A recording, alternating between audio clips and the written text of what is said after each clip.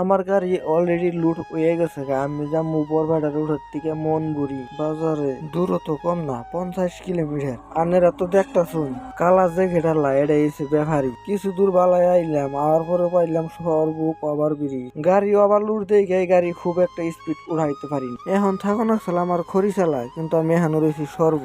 সারাদিন জুতা থাকে এত স্পিড গাড়ি চালাবারও মনে না, ভাল লাগে না। এত উড়াতারা না করে তাই একটু লাহে লাহে যাই। তো আমি আরো কিছু দূর আওয়ার পরে পাইলাম কলকাছি বাজার। তাই এটা হচ্ছে কলকাছি হসপিটাল। আজকে রবিবার তো তাই কলকাছি বাজারে এত ভিড় নাই। কি জানি অন্যদিন আইলে কি জানি আবার আমি ভিড় পাইতাম। তাও আমি লাহে লাহে গেতাছি। তো আরো কিছু দূর আইলাম, কিছু দূর আওয়ার পরে আরেক ব্যাপারী ফোন করলো।